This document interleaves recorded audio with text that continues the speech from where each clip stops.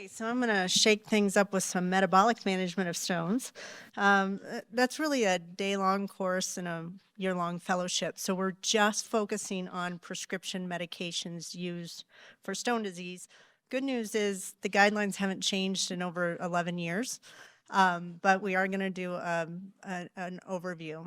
So, this is just my favorite picture. It shows how although it's kidney stone disease, there's many different ways to form the various different stones. And so you have to teach or treat each patient as an individual. The first medication I want to talk to you about is for struvite stone disease. And I just want to do a quick recap of the chemistry. I know this is what you want to do at 8 o'clock in the morning. But urease producing bacteria alkalinize the urine by producing a large amount of ammonia, which then binds to the hydrogen ions in the urine to make ammonium. And then you have this free base floating around. So you get these really high urinary pHs when you have a struvite stone. And so acetohydroxamic acid or lithostat is a reversible urease inhibitor. So it blocks that enzyme in the bacteria. And in placebo-controlled trials, they found that you had 20% stone growth in struvite stone formers versus 60% stone growth in struvite stone formers who received placebo. So it definitely decreases stone growth in patients who have known struvite stone disease. The problem is it's poorly tolerated. Has anybody in this room tried to give a patient acetohydroxamic acid or lithostat? I have, yeah. The tremors, stomach pain, vomiting, diarrhea. About 30% of patients will have a severe adverse reaction. You have to give it 3 to 4 times a day. It's just really poorly tolerated. So the vast majority of patients can't take it. It's contraindicated in patients with a GFR less than 30, in pregnant patients, and it's really only reserved for people who cannot tolerate surgical intervention. So the AUA guidelines say clinicians may offer lithostat to patients with residual or recurrent struvite stones only after you've exhausted all surgical measures. And if you do prescribe this medication, you have to monitor the patients closely. And truly, you really need to try to manage the infection first and before you resort to this medication. Another medicine I just want to touch on in this stone group is renacidin. For a long time, people used it, then it was off the market, and now you can get it in 30 milliliter vials. If you do this, you want to instill it through a nephrostomy tube. The way it works is by dissolving the struvite stones by lowering the urinary pH, so it dissociates the calcification. You have to keep the instillation pressure under 25 centimeters of water because you don't want it absorbed in the body. If it absorbs in the body, you can get hypermagnesemia and seizures. You can also cause sepsis. It's contraindicated in patients with poor renal function and active infection. So it's really for that patient who has a neph tube in, you find one little tiny, tiny stone, you can't take them back to the OR for some particular reason, and you want to use this. So it's rarely, if ever, used. We're going to roll over to cystine stones. I like to show this slide, especially when I give this lecture to residents, because most of them don't understand that when you laser or break up a cystine stone, you get that strong sulfur odor. And that's because you're breaking up those disulfide bonds. And the treatment of cystine stone disease is actually stepwise. So you start with diet, urine dilution, alkalinization. Then you do special 24-hour urine studies looking for cystine supersaturation or capacitance. And then you move on to medication. The medications that we prescribe for cystinuria are basically chelating agents. So they convert cystine, which is the stone, to cysteine, which is the soluble form of the compound. And so D-penicillamine binds to those disulfide bonds and makes it more soluble. You generally give it 3 times a day. We give vitamin B6 to prevent against vitamin B6 deficiency. So you need to give both medications together. But you can get serious adverse effects again. You can have hematologic effects, rheumatologic effects, and dermatologic effects that are not insignificant. Also, you can develop nephrotic syndrome with the medication. So a newer form of chelating agent called alpha mercaptopurine isopropionyl cycline, thiola, or tioprotein, came along, and it has the same mechanism of action as D-penicillamine. We call it a second-generation drug, and it has much more improved toxicity profile. So when we looked at the adverse reaction rate with D-penicillamine, which was about 84%, but it was only 65% with tiopronin, and the discontinue rate is much lower as well. It's about half. So you still have to monitor for proteinuria, nephrotic syndrome, but it's much more tolerated. And we're really trying to get patients to take this medication because it does decrease stone recurrence rate. Some people have probably heard of captopril. It was when I was a resident in the early 2000s, it's like the latest, greatest thing. It has a similar mechanism of action of D-penicillamine and tiopronin. However, the side effect profile is significantly better. However, there's really no long-term trials that demonstrate efficacy in decreasing capacitance of cystine or decreasing stone recurrence rate. So it's really kind of fallen to the wayside and is used as maybe a fourth-line agent. So the AUA guidelines say clinicians should counsel patients with cystine stones to limit sodium protein intake, which is a dietary measure. And then clinicians should offer cystine-binding thiol drugs to patients with cystine stones who are unresponsive to dietary modifications, urinary alkalinization, or have large recurrent stone disease. Moving on to uric acid metabolism, this is probably one of the few things that we actually share with Dalmatians. Dalmatians and humans are the only creatures that walk on this earth that make uric acid stones, and it's because we lack the enzyme uricase. Uricase converts uric acid into allantoin, which is 100 times more soluble than uric acid. So everybody else is lucky they can't form uric acid stones, but us and the Dalmatians have to deal with it. The nice thing is uric acid stones are treatable and completely preventable. So you have to have a low urinary pH to make uric acid stones. If you leave here with one thing today, know that uric acid stones are only a reflection of low urinary pH. If you raise a urinary pH, you cannot form a uric acid stone. And this is why we struggle so badly in the diabetic patient, because their urines are so acidic. And what happens is insulin drives glutamine into gluconeogenesis. And when you drive glutamine into gluconeogenesis, you create that great ammonia, which we talked about with the struvite stones. Ammonia is our base in our urine. And so what it does is it absorbs all these hydrogen ions and it raises the urinary pH. But if you have a diabetic, the insulin effect, you have insulin resistance. So you're not driving glutamine into the Krebs cycle. You're not driving it into gluconeogenesis. And so you have all of this free hydrogen ion, you're lacking your ammonia base, you're not making ammonium, and you have a very acidic urine. So if you have a diabetic patient and you don't control their diabetes, you're never going to get their urinary pH up. They're always going to have very acidic urine. So number one is to control the diabetes. But there are other ways to raise the urinary pH, and it's called alkali therapy. So if you have a uric acid stone former, you want to start giving them potassium citrate. It's usually 20 to 30 milliequivalents dosed BID. I was taught to give 1/2 milliequivalent per kilogram divided twice to 3 times a day. So if you have a big patient, these can be really big doses. You want to follow the urinary pH. Your goal is to get the pH somewhere around 6.5. If you go higher than 6.5, you're going to start forming calcium phosphate stones, but most uric acid will dissociate by 6.5 and you can dissolve the stone. If they're hyperuricosuric, you can add allopurinol.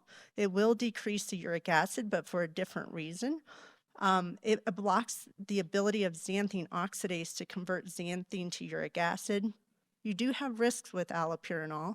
It can cause Stevens-Johnson syndrome, vasculitis, hepatotoxicity, aplastic anemia. So you want to get yearly LFTs and CBCs if you prescribe allopurinol. But the take home is potassium citrate is your first step. Most of the time, that's all you need. Then you recheck the 24-hour urine studies, and if the uric acid levels go up, then consider the allopurinol. So the AUA guidelines say clinicians should offer potassium citrate to patients with uric acid and cystine stones to raise the urinary pH to an optimal level. And clinicians should not routinely offer allopurinol as the first-line therapy to patients with uric acid stones. And why is this? Well, we just talked about it. Uric acid stones are because the urinary pH is too low. It raises the undissociated uric acid, which then binds and forms uric acid stones when your pH is less than 5.5.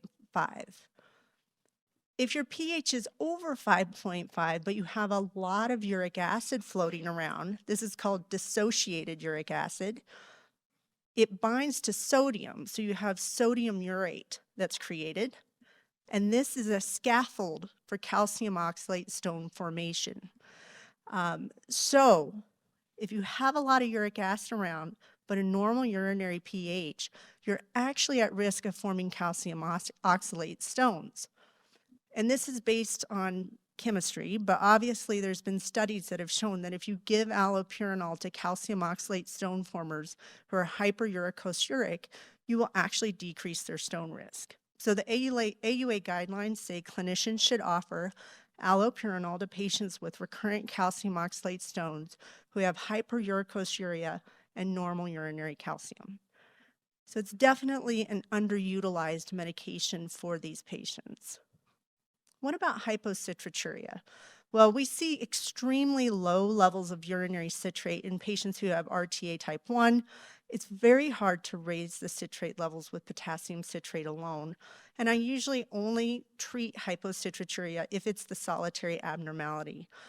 Before prescribing potassium citrate, I always look at the pH. If the pH is really high, I'm not probably going to give them potassium citrate. I'm going to give them potassium chloride to try to correct the underlying abnormalities.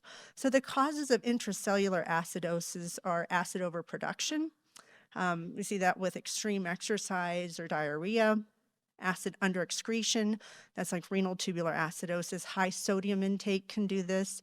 Certain medications can do this. You also see cellular acid shifts. So if your potassium deplete, you will become acidotic. That's why I said give potassium chloride if that's the case, or you can just have idiopathic hypocitraturia. The reason I'm not real generous with potassium citrate is that people think you take potassium citrate and then you just pee it out. But that's actually not what happens. You take oral potassium citrate, it goes to the liver, it's metabolized. You have to slightly raise the pH in your urine to trick the kidneys to dump citrate into the urine. So you're taking it in, you're raising your pH, then you're making your kidneys make citrate again. So it's a really circuitous path to getting the citrate levels up. However, if you're giving citrate supplementation, you usually start with 10 to 30 milliequivalents once or twice a day. If they have renal insufficiency, we used to have a great medication called polycitric A. It was half citric acid, half potassium citrate. It was a crystal form. It was great. We don't have it anymore. Now we can use things like Bicitra. There is some over-the-counter stuff, such as Moonstone, or even Crystal Light. All these things will raise your urinary citrate. I personally like sodium bicarbonate. I use a 1/4 teaspoon of baking soda in water twice a day. It will vastly raise their urinary citrate and their urinary pH. The problem is if they have high sodium levels or they're hypertensive, they may not tolerate this. So you have to monitor their urine closely. But a 1/4 teaspoon of baking soda is cheap. Patients can tolerate it, and it works extremely well. Citrate does have side effects. You can get hyperkalemia in patients who have poor renal function. They can have nausea, vomiting, diarrhea. They'll see the tablets in the stool because they're microporous tablets. Doesn't mean they didn't absorb it. It just means that the medication came out of the pores of the tablets. Some people can get muscle pain and cramping, but the biggest problem is the cost. It's a very expensive medication depending on your insurance plan. Moving to hypercalciuria, thiazide diuretics increase calcium reabsorption in the distal tubule and actively, in a very minor effect. The main effect is that it stimulates the proximal tubule calcium reabsorption through a passive effect. So for this to work, you really need to be on a low sodium diet, and you also have to give potassium supplementation to prevent them from becoming hypokalemic and hypocitraturia. So I'm sure you're going to love this. But so what thiazide-like diuretics do in thiazides is they block the distal convoluted tubule reabsorption of sodium, which then causes an extracellular fluid contraction and forces the proximal convoluted tubule to actively reabsorb sodium. When you increase this proximal nephron sodium reabsorption, when you increase this proximal nephron sodium reabsorption, you passively reabsorb calcium with sodium. Remember, calcium and sodium work hand in hand and they go together. So if you're reabsorbing sodium, you're reabsorbing calcium.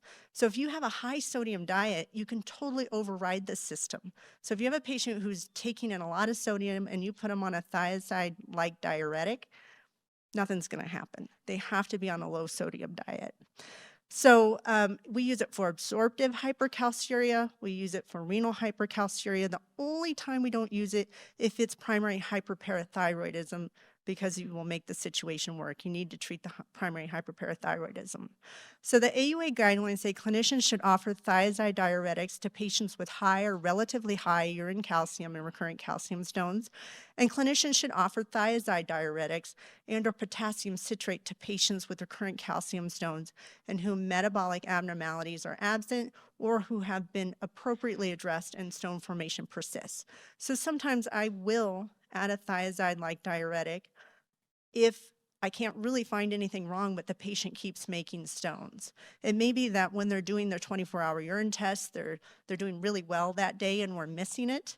So I will sometimes add it just in patients that I can't really find anything wrong. Thiazides promote hypokalemia because it's a diuretic. So it results in intracellular acidosis, and the acidosis inhibits citrate synthesis and promotes citrate reabsorption. So I always give potassium citrate or potassium chloride when I prescribe a thiazide-like diuretic so that I don't get the secondary hypocitraturia. This shows up on board exams all the time. Someone's been on a thiazide-like diuretic for a year, now they're forming stones. What do you think's going on? And it's usually because you've depleted them of potassium. I bring up sodium cellulose phosphate just to say you shouldn't use it. Don't use it. It binds calcium in the GI tract, makes the patient calcium deplete, and causes osteoporosis, magnesium depletion, and totally throws off their mineral metabolism. So this was a mistake made by urologists and nephrologists many years ago, and don't do it anymore. I want to speak a little bit to enteric hyperoxaluria. So we see this with GI issues. They have to have an absent or non-functioning small bowel, like GI bypass or Crohn's disease. Or they can have a defect in fat or bile absorptions, like pancreatitis or sprue, but they must have a functioning colon. You can't absorb oxalate if you have no colon. That's where it's absorbed. And what happens is you have excess bile fats or fatty acids from malabsorption that then binds with calcium and magnesium and does the saponification that you remember from school. So then your calcium and magnesium deplete. You have nothing left to bind to the luminal oxalate. So you have these high levels of luminal oxalate, which is then absorbed in the GI tract. Also, the bile salts and fatty acids increase the permeability of the bowel, so you're going to absorb even more. So in these patients, you'll have low urine volume, low citrate, low magnesium, and really high oxalate in the urine. So what do? Load them with calcium.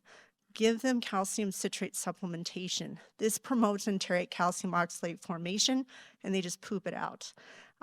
You do want to monitor the urinary calcium levels because you're giving them calcium supplementation, but generally it doesn't move much because they're losing it in their stool.